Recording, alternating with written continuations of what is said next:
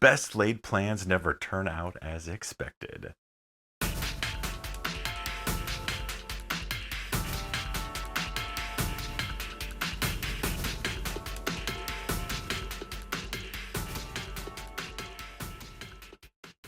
Welcome in, I'm Code.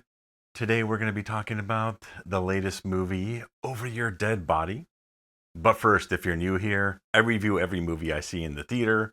I watch a lot of movies. I love watching movies regardless of quality, although there is a certain quality I will ignore. I'll start out with just a quick overview of the movie, spoiler free, and then at the end of the review, I'll switch over and talk about spoilers so that way, if you want to come back and watch this video, you can do that. Or you can just keep continuing if you've already seen the movie or just looking for someone else's opinion. If you like more grounded reviews, this is the channel for you. I'm not hypercritical. I can be critical, but I don't know. Entertainment is entertainment for a reason. It's hard to be super critical about some of the stuff that we use to take away our minds from the inexistence that we currently have.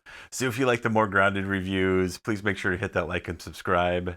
Now on to the review. Okay, so first thing, I did not realize that this was a remake of the 2021 The Trip, starring Noomi Rapace. I remember seeing trailers for that movie when it came out. I never did get around to seeing it, even though it did look interesting. But now that I've seen this film, I'm definitely going to check that one out in the future. This movie follows a similar path where a couple goes out to the cabin where, unbeknownst to each other, they each plan and have a plot to kill one another. This one is directed by Jorma Taccone. He did MacGruber and also Pop Star, Never Stop, Never Stopping. And then it has a couple of the same writers from The Trip, Nick Ball and Joan Devine.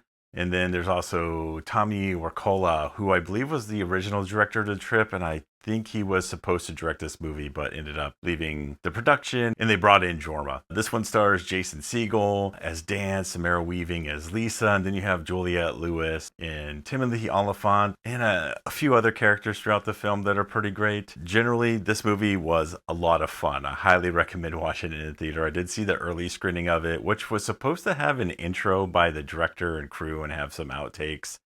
It didn't actually have the intro or anything. They did it after the credits where the director got on, I guess, a Zoom call, recorded something, sent it in. But they had some behind the scenes footage that they played, some outtakes and stuff on the shooting of the film, which were pretty funny. So the story basically just follows the couple. They go to the cabin. They have plans to kill each other, which is all covered in the trailer. There's something in the trailer that I think maybe some people might question is like Jason Segel's definitely older than Samara Weaving. They actually do bring this up in regards to how their relationship came about and why they're together, which I thought was interesting. They both had the same motive in wanting to kill each other. And then there's also a lot of additional characters that show up through the film, which kind of makes things a little chaotic for them. The trailer doesn't give too much away in regards to how these other characters show up, which I think was a good thing, because my not knowing anything about The Trip, I assumed they were maybe family members or other couples out in this area that they were at, but that is definitely not the case. Chaos ensues throughout the movie. It is a very chaotic movie. It is very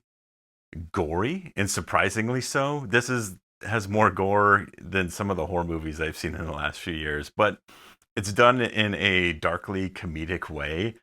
And there's a couple of scenes, especially one that is kind of a throwback to this old school horror movie that Peter Jackson did, and I'll bring that up in the spoiler section later. That's like the first thing I thought of when this scene came about in the movie. So a lot of gore. So if you're squeamish towards very gory death scenes, this may not be the film for you. It is darkly funny with how everything portrays out as well. The relationship between Samara Weaving and Jason Segel, the way they interact and the chemistry they have on screen is really good, diving into these characters that they play, and it's a lot of fun to see them act. And I think one of the big things here is that Samara Weaving doesn't really use her Australian accent in a lot of films, at least the ones I've seen. You know, she was in the recent Ready or Not film. She's been in some other films over the years. Some of them went to Hulu and other streaming services, but she's always speaking an American accent, so it was nice to see her use her Australian accent in this one.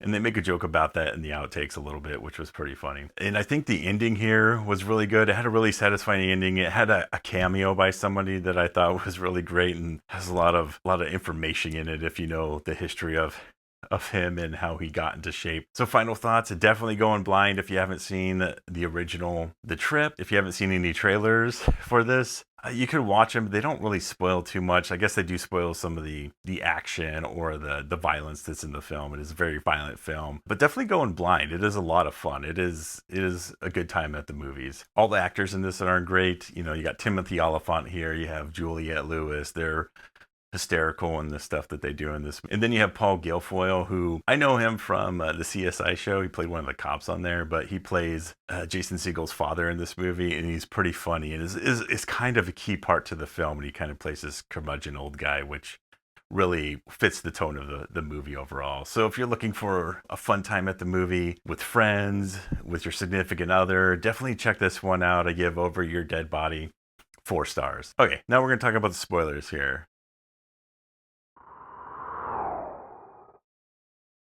The overall gist is that the relationship kind of fell apart. He tried to live a more lavish life that they could afford, as he was a director in TVs and film. He needed to show up and show that he's living that lifestyle. He also wasn't very good with money, and he also didn't really fight for anything. He didn't fight for himself or, stand up for himself in different scenarios. And so she sees it as a weakness. He saw her as like a nagging wife and ungrateful for certain things. She actually cheated on him, and that was a pivot point for the relationship. So this all comes up as they interact throughout the beginning of the movie, as Samara Weaving's character Lisa takes Dan, her husband, hostage, kind of. It's in the trailer. He's in the chair tied up, and the discussion around that is pretty funny. They eventually have Dan's friend, who he has do yard work and stuff, comes out to help Dan basically get rid of Lisa's body, because he can do the part where he can suffocate her and make sure she passes away. But in regards to disposing of the body, he wasn't up for that. So he's hiring his buddy to do this. And he's the one that comes up while Dan is being tied up. And then they knock out Lisa. They end up taking her downstairs to the basement, and there's a lot of arguments around how much Dan was going to pay his buddy, and so Lisa offers him more money.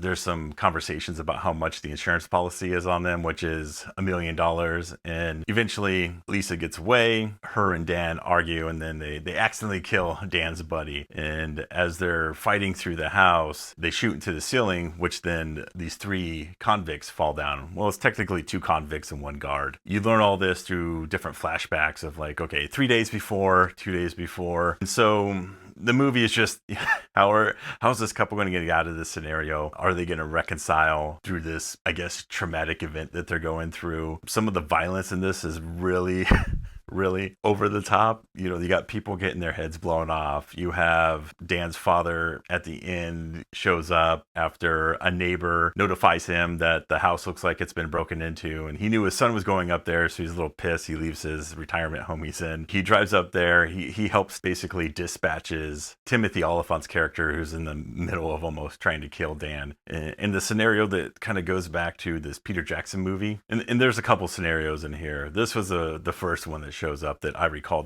I'm sure there's other call outs throughout the film that I missed, but Brain Dead was a zombie horror movie that Peter Jackson did back in the early 90s. And there was a scene where that movie was about a mother who becomes zombified, and then the town becomes zombified, and the son takes a lawnmower and just starts mowing through bodies. I remember seeing this movie when I was like maybe 12 or 13. But there's a scene in here where Timothy Olyphant character is telling Dan he's killed people in many different ways, but he's never used the lawnmower before, which happened to be sitting there outside. And so he flips the lawnmower over and is trying to push Dan into it. And that's when Dan's father shows up and hits Timothy Olyphant's character with a car. And then there's some discussion earlier in the movie when Dan is talking to his father at the retirement home, where his father says, "You need to be in a ward. That's what's wrong with the kids." This kind of curmudgeonly old person, and he doesn't really want to die in this retirement home. And so at the end, when he actually dies by the hands of Timothy Olyphant's character, getting stabbed initially, and then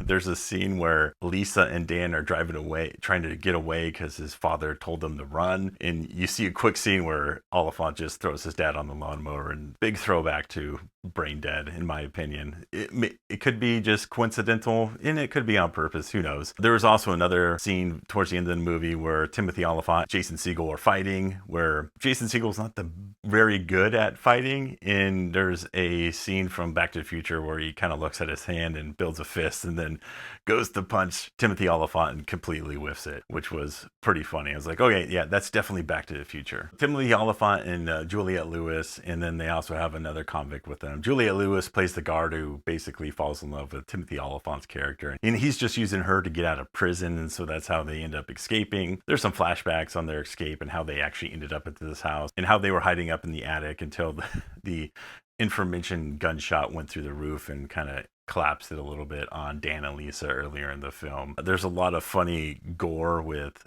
Juliette Lewis's character after her foot gets shot with a shotgun. They actually show it. She takes off her boot. It's very over the top. It's very funny. And then right after that, there's a scene where Jason Segel's character Dan is standing next to her and just basically breaks her leg. And it's just funny how it's done, but it's so dark. It's very dark. And then at this time she's wearing one of his sweaters that he was looking for earlier in the film. He gets that back after he dispatches her with a shotgun to the face, which is there's two people who get their heads blown off with shotguns, which was out of the blue. I didn't think it was going to go that far in this movie. A very, very gory film, but the ending I think was very satisfying. The two, Dan and Lisa, do reconcile. They're trying to figure out, okay, how do we move forward? Do we have a plan? And Lisa has a plan, as they can get national news from this, being survivors of these escaped convicts. And so that's where the movie ends, is scenes of them doing interviews. They get a movie deal for a streaming service to do a biopic of their incident, which Dan would direct. Since Samara Weaving's character Lisa is an actress, she acts as herself in this film, and so they do end with a scene from early in the film, but this time it's Lisa, and then you have Kumail Nanjiani playing Dan, which is fantastic. I'm glad they didn't put him in the IMDb page, because him showing up and the way he shows up is hysterical. Their reinterpretation of the events is more action-packed and more John Wick-esque than what really happened, and Kumail Nanjiani really gets to use his physique in this movie, which is hysterical, and he plays himself in it. It's played for laughs. You definitely know, because I know since he got buff for the Eternals, he's definitely been trying to keep that physique up, and he makes a lot of commentary jokes on it. But yeah, definitely a satisfying ending, and I highly recommend watching this in the theater. I recommend watching most movies in the theater. I think most movies should go to, not every movie, but there's a lot of movies that are on streaming that I may not get to because I'd rather watch it in the theater. Eventually I will watch it, even though I have, a home theater here. But I think the movie art form should be witnessed on the big screen with a crowd outside of your house, where you don't get distracted by your phones and everything. Let me know what you think of this movie if you saw it. Let me know if you saw the original and what your opinions are on that. I'll definitely be getting to that one at some point. So until next time, I'm out.